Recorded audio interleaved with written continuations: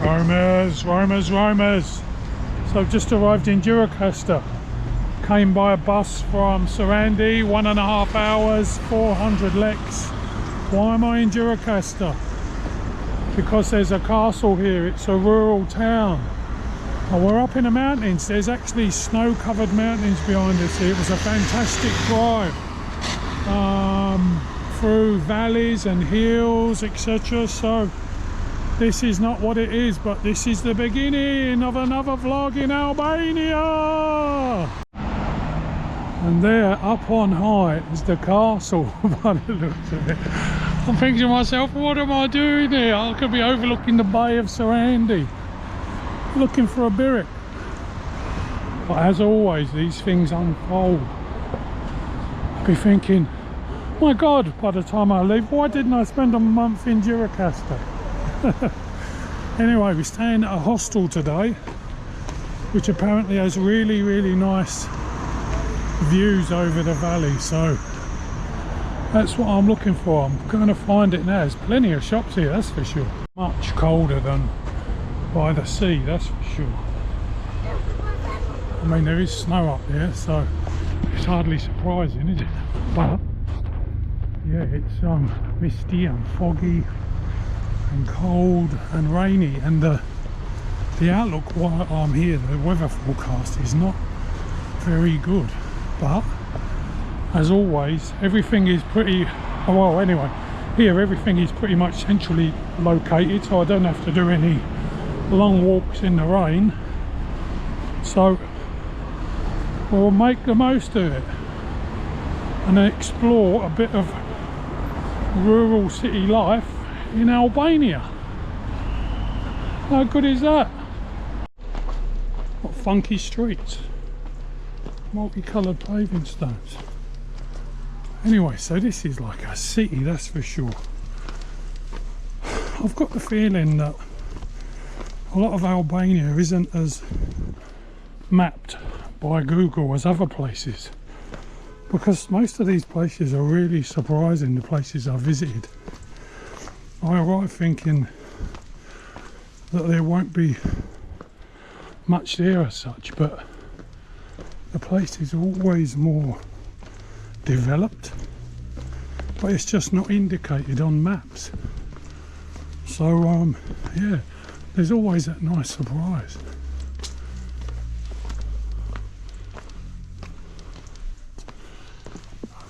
Let's hope that I get a clear day while I'm here, so I can see all this fantastic scenery which surrounds the city.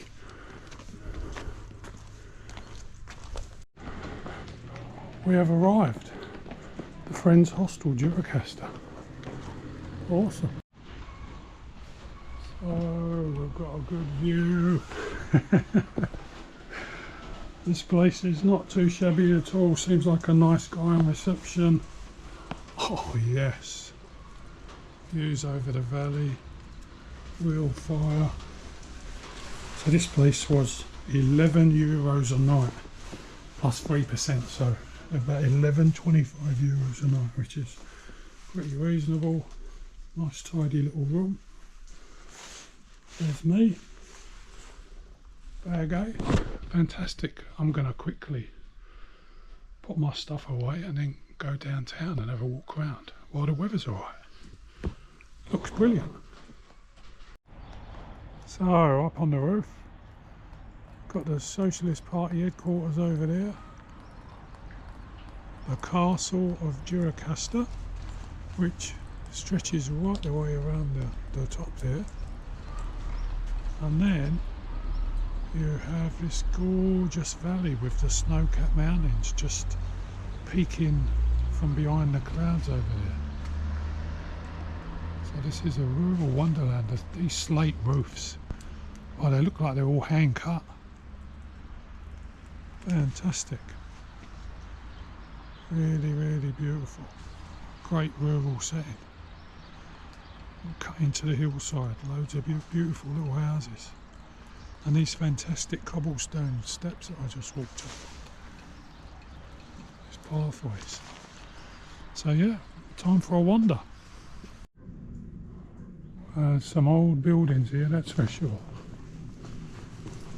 All no doubt built with the local stone. Hand carved bricks maybe. Wow. Looks like a big mosque under construction over there up on the hill.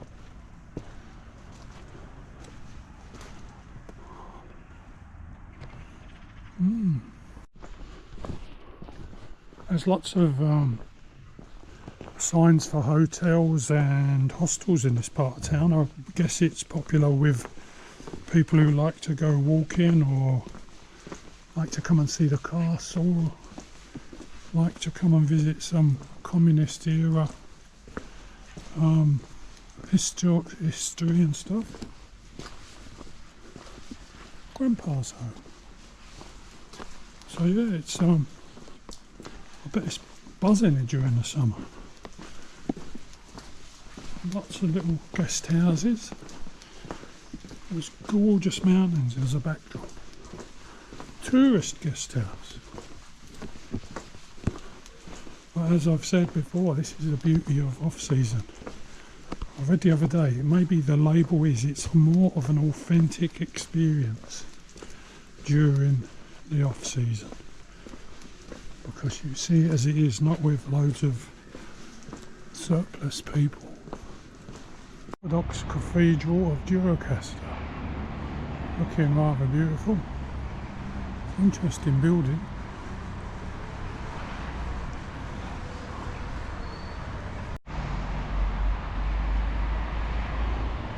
A lovely dome on the roof.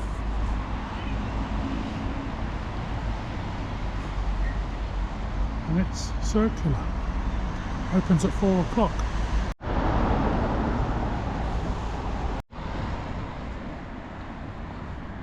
So there's a few big supermarkets in town. There's a cash and carry. There's a big market. There's a superstar market. The card payment system here seems to be a bit hit and miss. But yeah, so have some cash. Look at those mountains up.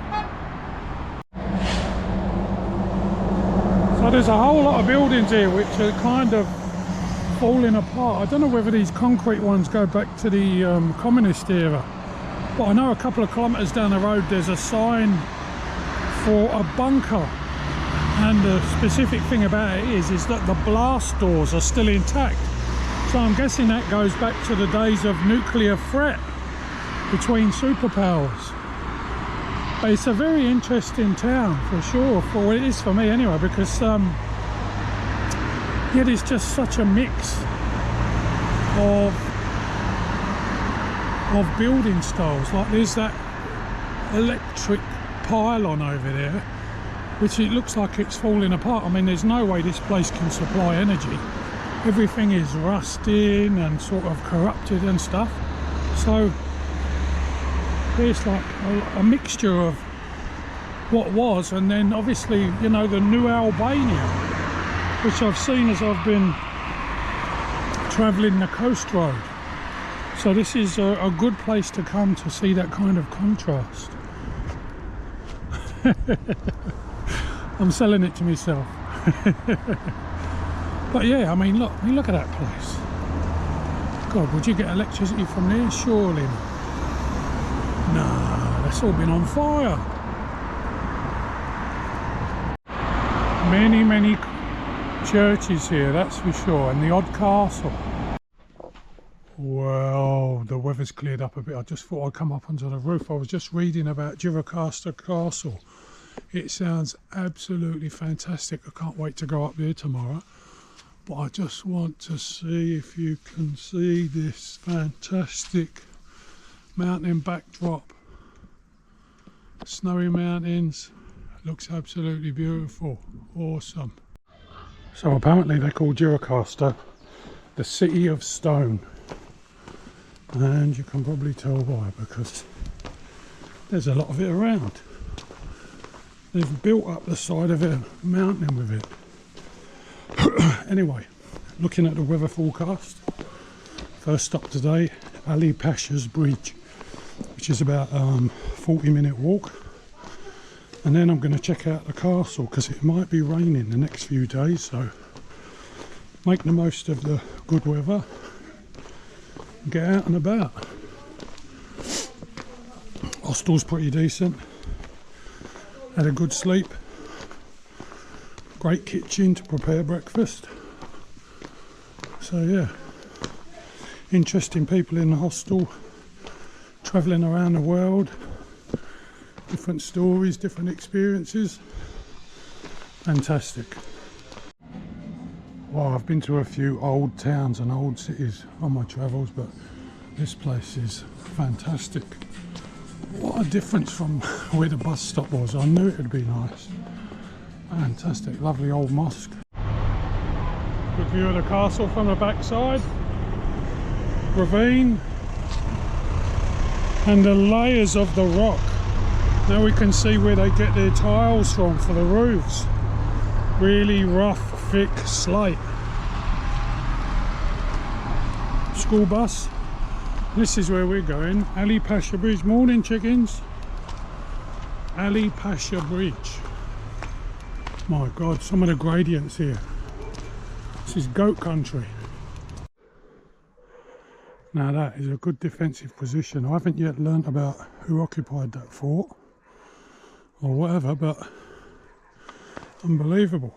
I reckon half the soldiers would have died on the way up to attack it of heart attack. The path goes on. Looks like they've newly replaced this cobblestone path. It's good to see that they're still using the same building traditions. It's got a good grip to walk on, that's for sure. So you wind your way up through Gjirokaster and then you come to the top of the town, the last walls, and then thankfully you see a sign which says Ali Pasha's Bridge. Oh man, this is one rocky countryside. Can't have any agriculture up here for sure. It'd be a nightmare with any mechanised equipment. Must be all about livestock, maybe sheep and goats and that type of stuff. Anyway, on to the bridge. The views are fantastic. I can't explain to you how good it makes me feel to see the snowy mountains and stuff.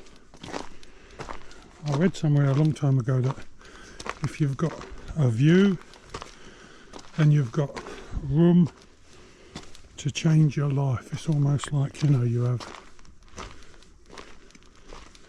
potential perspective. So there's the bridge in the distance across the valley. Okay, I've got to walk across that. Let's go down and have a look. Wow, what a rugged valley. And a big floodplain in the middle, caused no doubt by some glacier or something many years ago. Greece in the distance. Fantastic.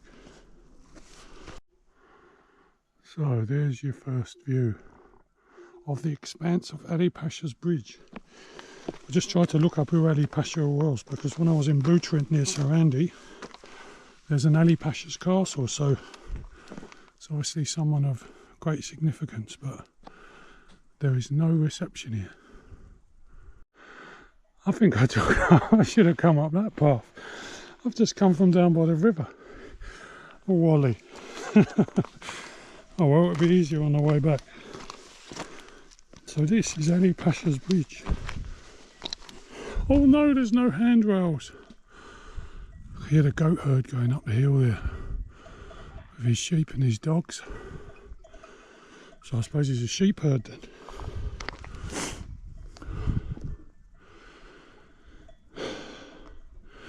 At this point, I'd just like to say thank you to the doctors who give me replacement hips a couple of Mays ago. Am I grateful?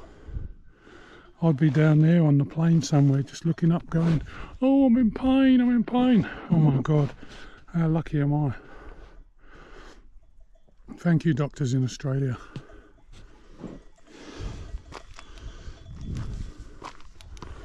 Oh, this is fantastic. I was going across it, wasn't I? So I'm guessing this was built a while back. How on earth did they scaffold that structure at the time? Because there's no trees up here as such, or maybe there is up where the village is there, but I doubt if they would have cut down the trees villages. It must have been a colossal undertaking to get across the village, the valley. And then it makes me wonder, are there like little villages further up? Or you go over the top of the mountain and then, who knows, how wonderful. Anyway, Ali Pasha's bridge above the city of stone in rural Albania. Peace and love. Can clearly see the path along there now. No need to dip down. Might be nice to have a swim when the water's rushing down, but not today, Kev. Just walked around the edge of the cliff on the way back. Get a fantastic view down over the valley, the road down to Sarandi, and then back up the valley to the bridge. Fantastic.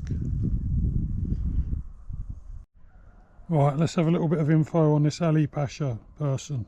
Ali Pasha of Tepelina, 1740 to 1822, known as the Lion of Oanina, was a powerful Albanian ruler and Ottoman Pasha who governed the de facto independent autonomous state, the Pashalik of Ioannina, covering much of modern Albania and northern Greece from 1788 until 1822. He was a key, often brutal political figure. So there you go. And now we know a bit more about Ali Pasha. Now that was a fantastic walk. And there's only one last test of the true nature of the Gjirokaster experience, and that is to find out the quality of the byrek. Next job, find a byrek shop. So Old Town is very nicely laid out, very picturesque. Lots of cafes, lots of bars. Must be very tough for them this time of year because they're not getting much in the way of much in the way of customers and stuff. So everyone kind of approaches you, but it is absolutely beautiful. It's good to see the locals relaxing anyway and doing what they do. So it's afternoon weather, cloudy, a bit rainy. I'm out getting a few snacks. Gonna be a movie evening, but look at that for a byrek. 120 lek, crunchy pastry. It's got some weight to it.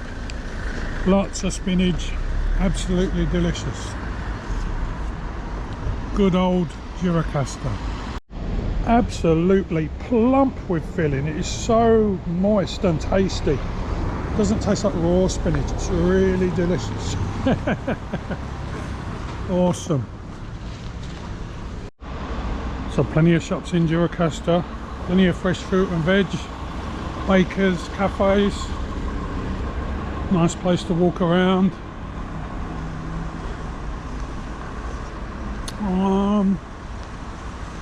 Feeling of pretty chilled vibes. I mean, it's always different when you're walking around with like nothing to do and everyone else is like doing their business, so you know. But yeah, it's a decent little town and a really distinct separation between the old town and the new town, which is kind of good. But yeah, if I'd have just come here for the day and rushed around trying to see everything, I would have been disappointed. I'm glad that I've got 4 nights here. Castle backdrop up there. So yeah, it's I'm pleasantly surprised. A few people I met in the hostel last night, they're all there for like 1 night and then they move on. And I tried doing some quick turnaround, seeing a few towns as I passed through the colder places, and it feels like you're just paying out for transport. So, you know, I'd rather do it my speed, a little bit slower, take your time, and just see the towns for what they are, rather than just, you know, looking at the tourist spots or the places on Google Maps. So yeah, I mean, this is obviously artificial flower paradise. Wow, some colours there. It's like I've just entered the Avatar set. A lot of sporting goods all throughout Albania, I've noticed. Who's that handsome man? Alright. But I've heard that clothes here are pretty expensive, so if I get any shirts, I'm going to wait until a later time. But by the quality of that byrek, this place has just gone from an 8 to a 9 out of 10. Absolutely delicious. Good to see regional variations in everything, isn't it? Well, that is a really good baker's actually. So, nice bread, integrale, which is like a multi-grain, and decent byrek. Try a few other things, I think, while I'm here. Anyway, I don't know if I've mentioned it before, but the other places I've been in Albania, like Durrëzvori and Saranda, I've drunk the water from the tap, so I haven't bought any bottled water. But one of the people in the hostel said to me, oh, you can't drink the water here, and if you Google it, can you drink the water in Albania, it says most locals get their water, they buy water. But I've seen people just filling up water bottles from the springs. I don't think they would have like any different bacterial flora in their stomach which will make them tolerate it. But I bought a bottle yesterday, a bottle of water, just so that I had a bottle to fill up from the tap.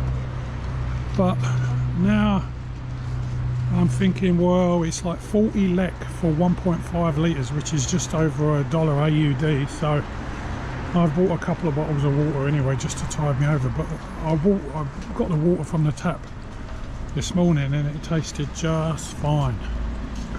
So there you go. That would be your individual dilemma if you travel to Albania. Would you drink bottled water? Do you trust a natural product, or do you need it out of a plastic bottle? So just up there is the Friends Hostel, and then just around the corner here there's this information point, and then the ruins of the Mecite Mosque. Not sure that's how it's said, but there's all these little openings in the building where spring water flourishes forth.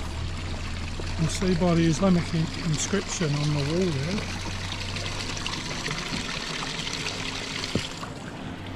there. Surely you should be able to drink the water here. So there's a little bit of condemnation that this place isn't fully functioning as a tourist destination, but I would say it's fully functioning as a water supply to someone. And obviously the brickwork and stonework is all looking fantastic. I mean, look at that for a moss covered tree. My God, so there's more spring openings there. So the place is a well of happiness. And then obviously the water from the stream, main stream, flows down here. So yeah, that's the Mecite. So the Mecite complex is related to the next point of information up here, which is the ruins of the Turkish bath, which both date back to the 17th century. I'm not sure whether I saw it both there, but if you're up anywhere high, you can see these domed rooftops, 1, 2, 3, and they're very distinctive, laid out with this beautiful slate, which you just saw up on the mountainside earlier. So the structures are pretty distinguishable. And according to Google Maps, apparently it was the mosque and the sort of spring complex was destroyed in 1967 by the communist regime. So it's a terrible shame, but there's some sunlight under those clouds over there on the mountain, so yay! I was just thinking, can you imagine this place in the summer, all these fig trees with leaves, it's fantastically pruned. Grapevine covered in leaves, the leaves on all the trees, the greenery against the grey of the stone. Yeah, absolutely gorgeous. It would be busy, but a different point of view for sure. But I guess I can kind of imagine that, can't I? Another morning in Gjirokaster. Just thought I'd come out to show you the best view of the mountains I've seen. No clouds over the top, snow-capped peaks. Looking fantastic.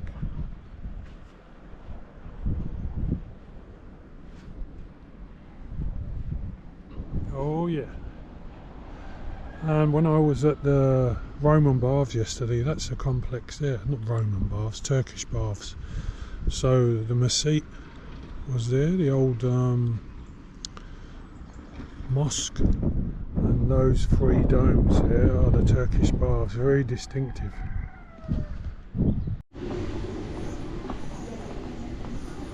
So Romans, today we are off to see the castle.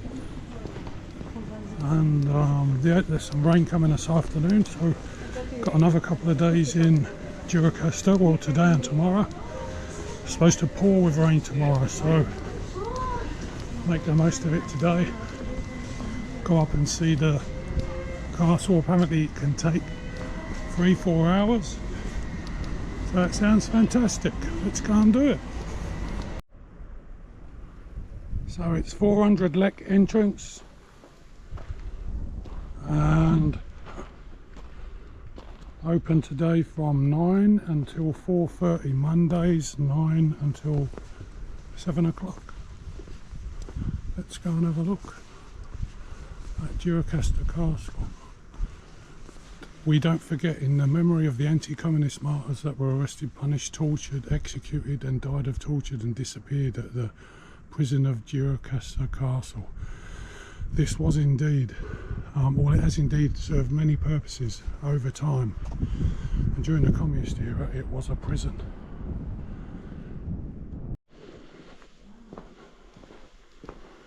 Oh, this place is immense. I'm going to go up to the clock tower first for the views before the rain clouds come in, I think.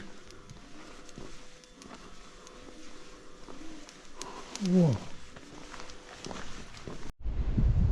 So some of this fort was Ottoman, and there indeed is Ali Pasha Bridge, built by Louis Dupre, 1819.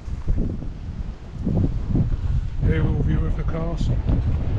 Well, there's an aerial view of the valley of Gjirokaster. Oh my god, what a castle.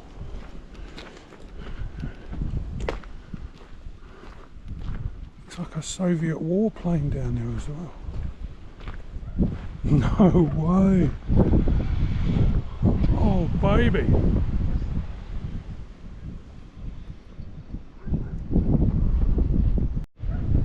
So this is indeed a World Heritage UNESCO city.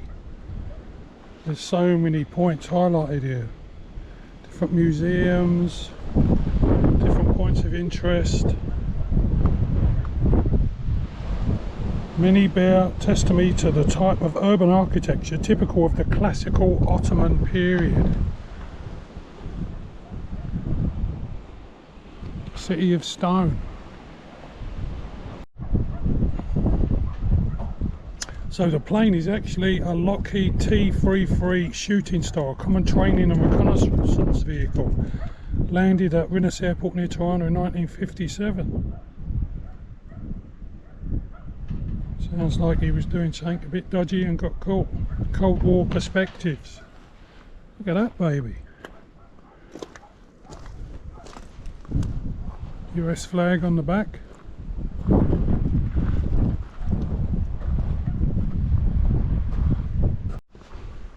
Well, there we have it, the famous clock tower. There's views from all around here. It's got to be said, this place is magical. Such a fantastic viewpoint, such a setting.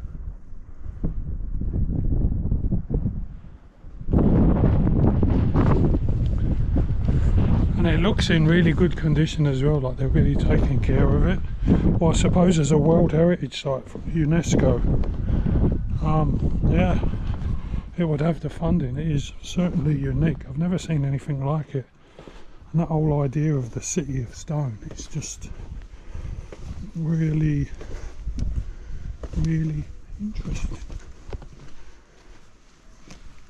And also the multi-layers of history, you know, from the Ottomans and then right through until the dictatorship and the communist era.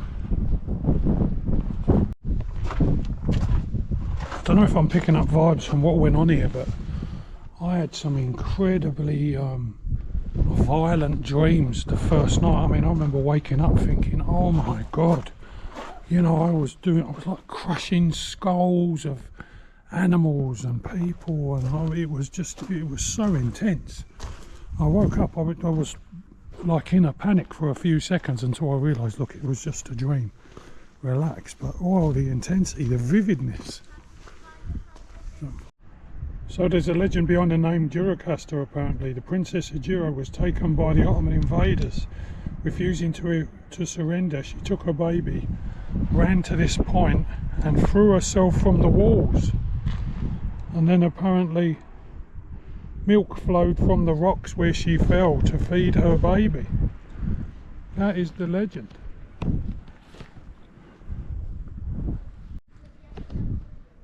It's said that the bell can be heard from northern Greece on a calm day.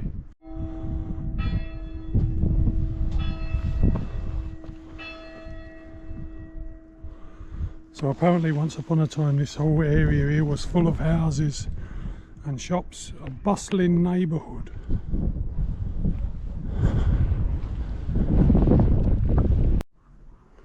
There really is a lot to explore here. There's not many people, there's just a handful of people.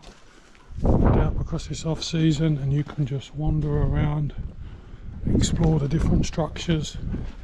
It's not like guards on every corner watching what you're doing, all that type of stuff, which is common in a lot of these sort of places in the world.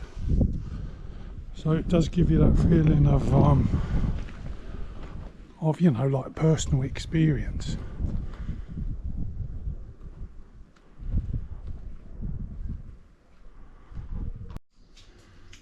So in there is where one of the prisons was. It's actually open, but it is so dark in here. Even with the flashlight on my phone, I can't see a bloody thing. It is.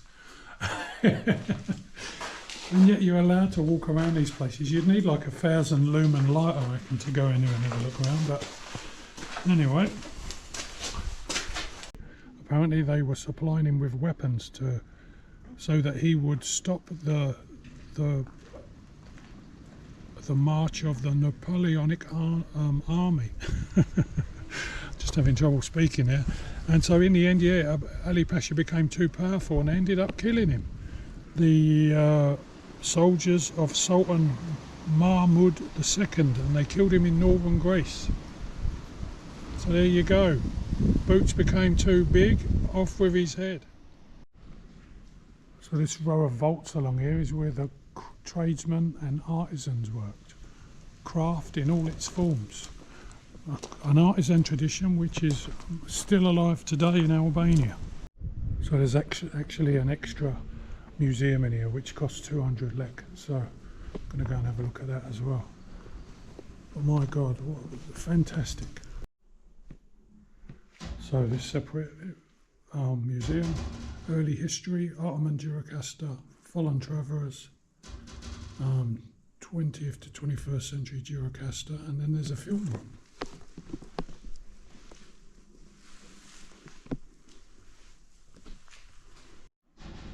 So the Ottomans began their conquest in the 14th century. incorporating the Drino Valley into their empire by the 1420.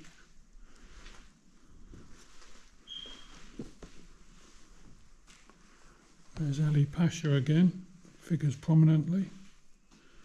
They've got the old ovens in here. Well worth a look. The museum in the castle of Gjirokaster. Very interesting. Lots of history, particularly interesting for me is the more recent stuff. World War II, World War I, the communist era, communist dictatorship, and then move towards like modern Albania. So upstairs we have the Pavilion of the Declaration of Independence and the Modern Armament Museum, or the National Armament Museum, and there's also a prison up here used by the Nazis and the fascists. Oh lordy.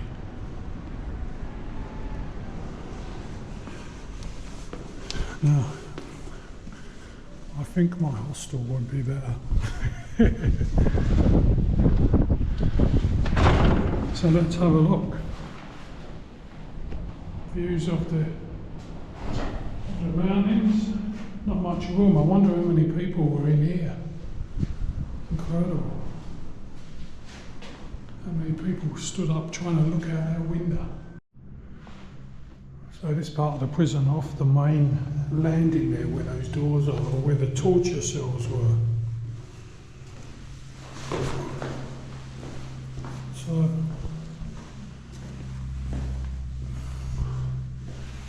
don't exactly know what went on in here, but torture is torture, psychological, emotional, physical.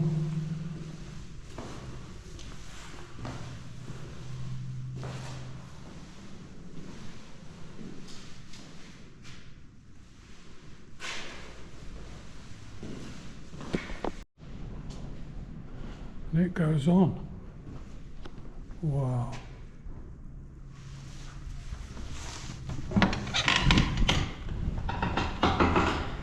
Well, I've checked most of the rooms. There's no one left in here. Okay, so that's one good thing, isn't it?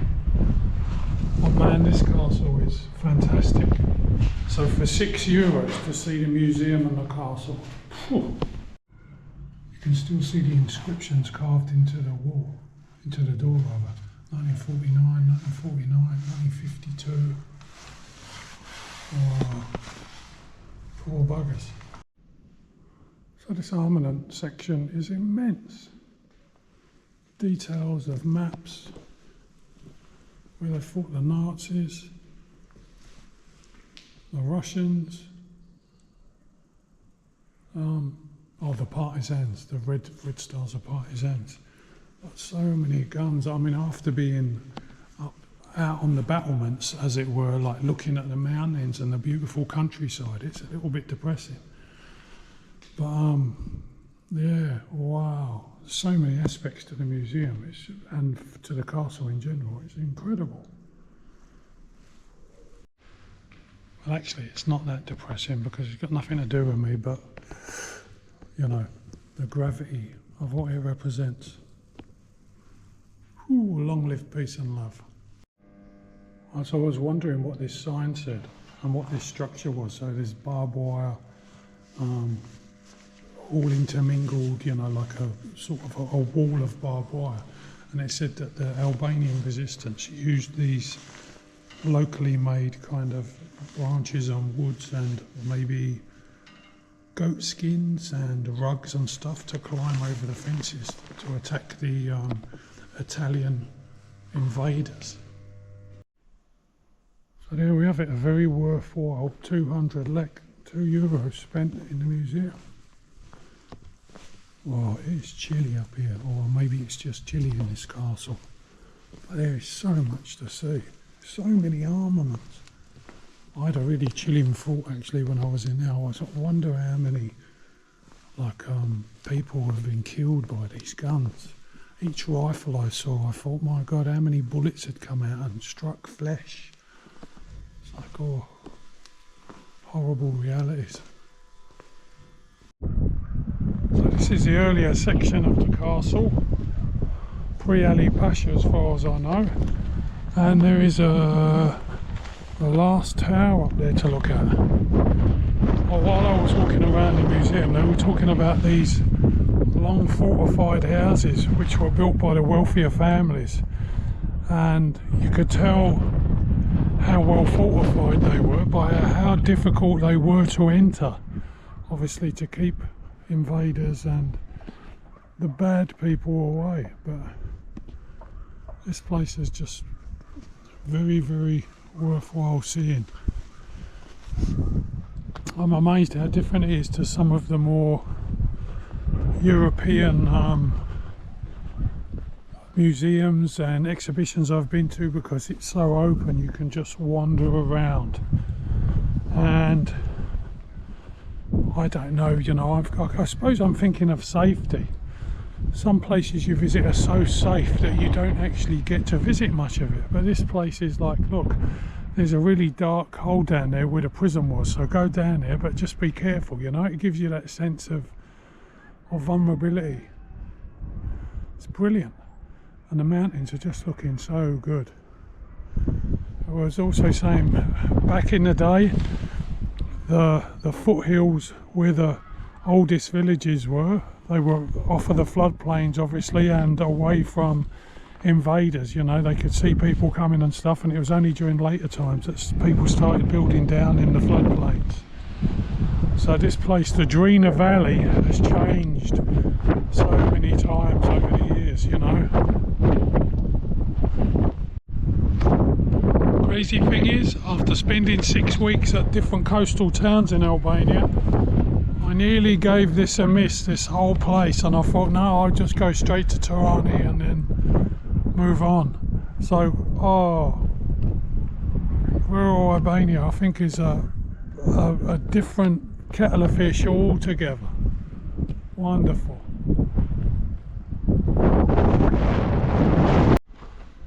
So there you have it, one tour of the fortress castle of Gjirokaster.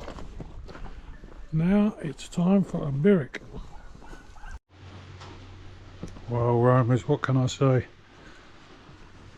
The hostel is empty, and it's been torrential rain all last night, and there's torrential rain forecast all today. But the good thing is, I've got one more day here, and then I'm heading off to the capital tomorrow, to Tirana. So I don't really mind it. Alright, and I can see down there how full the river looks. Oh my god, that's a completely different looking beast. So I think I might end this vlog here, because I'm not going to be doing much today, and I've pretty much shown you all that I wanted to show you in beautiful Tirana, in beautiful Gjirokaster. And yeah, let's call it quits here. So yeah, Gjirokaster has been fantastic, highly recommended. Nature, scenery, Albanian town, the smell of wood fires burning, the city of stone. It's got a lot going for it. Anyway, as I always say, peace and love. Have a fantastic time wherever you are, and I'll see you on the last Albanian vlog, which will be Tirana. I'm going to miss you. See you soon.